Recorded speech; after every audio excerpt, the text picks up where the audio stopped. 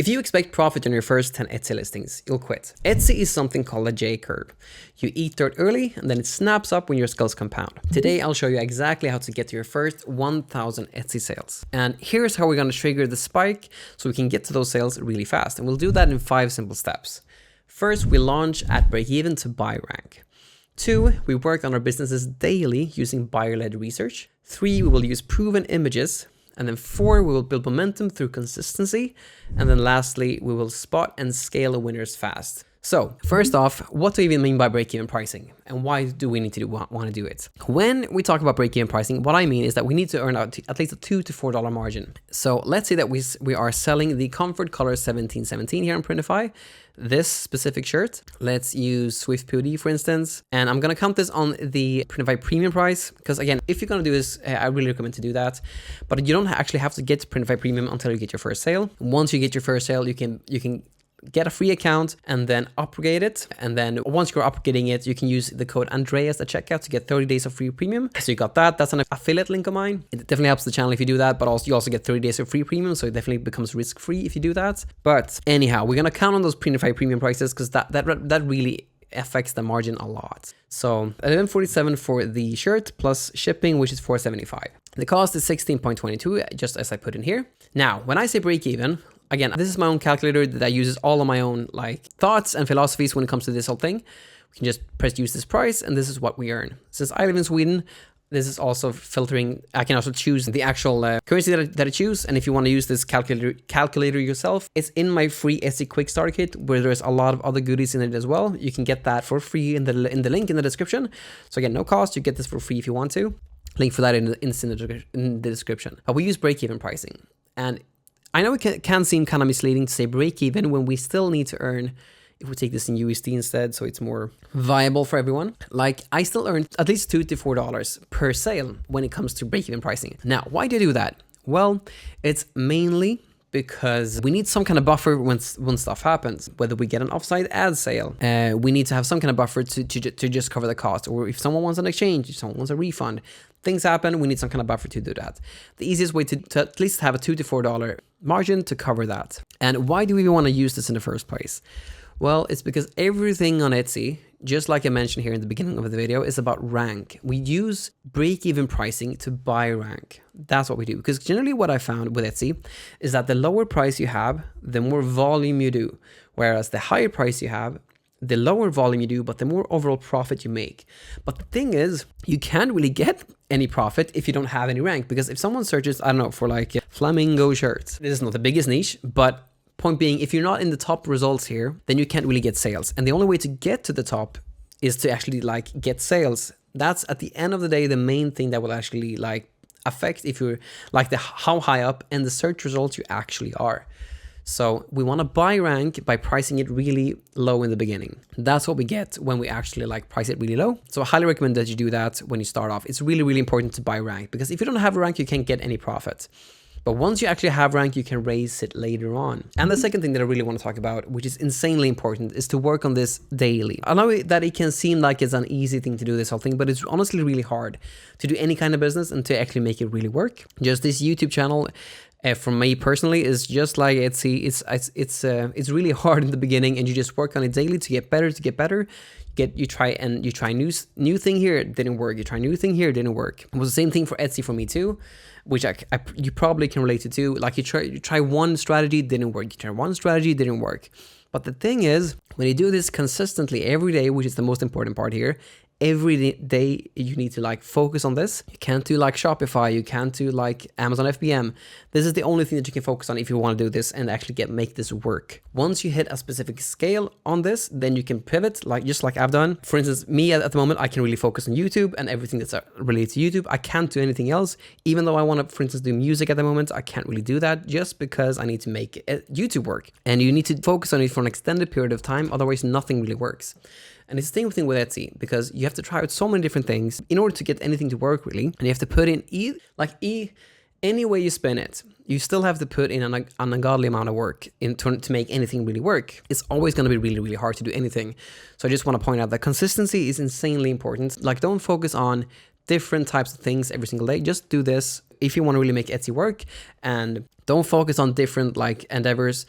Like if you do Shopify, just do Shopify. If you do Etsy, just do Etsy. If you do Amazon, just do Amazon, and so forth. But you can't do everything at the same time. You can only like get good at one thing at one time. But that doesn't like exclude you from like doing the other thing once you've hit a certain scale for the one thing. So let's say that you, for instance, do, like for instance, when I hit 7 figures, that's when I started to like endeavor in different things. As some of you may know who are like regulars on the channel, I also do Amazon merch on demand, and I've been really successful there. But the key thing to know there too is that the only thing that really worked for me there, and the thing that I really did in the beginning, was that I just put whatever worked on Etsy up on Amazon. And I didn't really focus on Amazon. It was like a byproduct of Etsy. So I just want to emphasize that I couldn't do Etsy, couldn't make this work unless I focused everything on it. And that's what I think is just so, why it's just so important to just have consistency in your efforts, to only focus on one thing. There's even a book called like One Thing, which I recently read, which is also really good, that just basically give you real world examples of how important it is to just focus on one thing, because you can't get anything to work otherwise. Now, the third thing, which is really, really specific, is to use proven images. And I've talked about this in so many videos too, but I'll talk about it again, just to hammer it in you there. But if I search for t-shirts here on Etsy, these are some of the most popular items to sell on Etsy. Then I go here, I filter by physical items, and then in the star seller filter, I then swap out star for best in the search bar. Then what we can see here is that a lot of these images here are using the same type of mockup. So this one here, let's see if we can find one more using the same mockup, and this one here. Didn't I press it? There we go. So this one, this one, this one.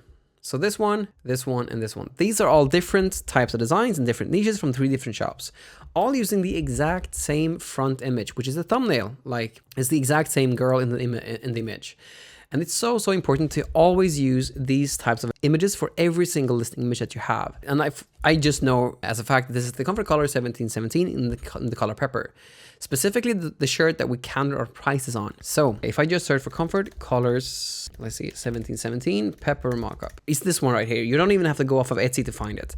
So I would just buy this one and focus on that one. But you have to do this for every single mockup that you have. Because again, the whole experience that people actually find with Etsy, it's all based like from their search results. Like let's say that, for instance, go into this one here. Their whole experience, like they can't touch the fabric, they can't feel it, they can't look at it, they can't get an experience in the store. No one can talk to the customer itself, like in person. This means that everything just happens here. So they search for something here, like Etsy looks like this. Like you go here and then you search for something. Because again, these might be related to something, but again, I haven't clicked much nail stuff myself on Etsy. So but again, it's probably popular, but not for me. So then I would just go to the search bar and find something.